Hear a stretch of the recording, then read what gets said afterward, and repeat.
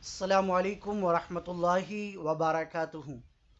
آپ دیکھ رہے ہیں اسلامک معاشرہ یوٹیوب چینل۔ محترم ناظرین، محترم سامعین حضرات، قربانی کے مسائل ہم لوگ سیکھ رہے ہیں، چنانچہ ہمارے شہر میں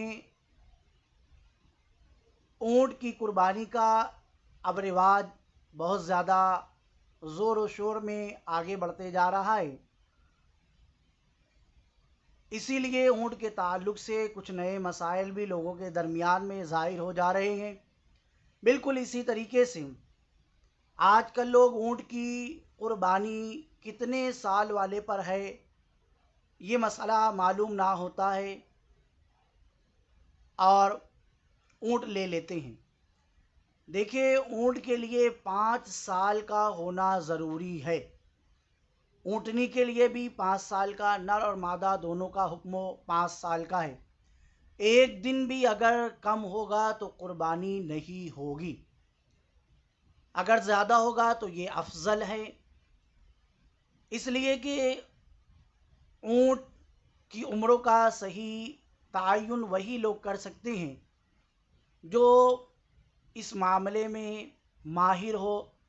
ہمارے اپنے شہر میں بظاہر اس کی عمر دیکھنے والے ماہر نظر نہیں آتے، اس لیے اکثریت کے ساتھ لوگ اونٹ کے معاملے میں دھوکہ کھا جا رہے ہیں۔ اس لیے اپنی قربانی ضائع نہ ہو، مالک نصاب ہونے کے باوجود جو ہم پر واجب ہے قربانی، تو بہت دیکھ کر بہت دھیان سے اونٹ کو خریدیں۔ بہت سارے اونٹ ایسے ہیں جو کم عمر ہے لیکن لوگوں نے لے لیا ہے، بتانے پر بھی وہ بات سمجھ نہیں رہے ہیں، لہٰذا اونٹ جو 5 سال کا ہے وہی لیا جائے، کم والے پر قربانی نہیں ہوگی۔ اب اس میں یہ بات بھی مشہور و معروف کر دی گئی، بلکہ مجھے یہ بھی بات معلوم ہوئی کہ کسی مسجد میں یہ بورڈ بھی لکھ گیا تھا کہ اونٹ کے اندر 10 لوگوں کی قربانی ہو جاتی ہے۔ دیکھیے، بقرہ اور اونٹ کی قربانی میں 7 لوگ شریک ہو سکتے ہیں، 7 سے زیادہ نہیں۔ حضرت جابر بن عبداللہ رضی اللہ تعالی عنہما بیان کرتے ہیں، حدیبیہ کے مقام میں ہم لوگوں نے اونٹ اور بقرہ دونوں کو 7 آدمیوں کی طرف سے قربانی کیا تھا۔ ابن ماجہ شریف میں آپ اس کو دیکھ سکتے ہیں، حدیث نمبر آپ حضرات 3132 دیکھ سکتے ہیں۔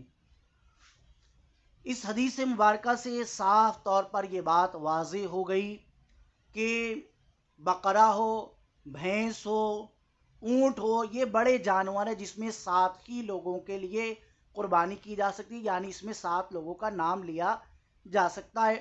جس نے بھی یہ افواہ پھیلائی ہے اس نے بہت غلط کام کیا ہے، لوگوں کا ذہن منتشر ہو جائے گا، لہٰذا ایسی غلط بات عوام میں مشہور کرنے سے بچیں۔ بہرحال اونٹ کے اندر بھی 7 ہی لوگوں کا حصہ ہے اور اونٹ کی عمر 5 سال ہی ہونی چاہیے۔ اللہ تعالیٰ کے ساتھ صحیح طرح سے سنت ابراہیمی ادا کرنے کی توفیق عطا فرمائے۔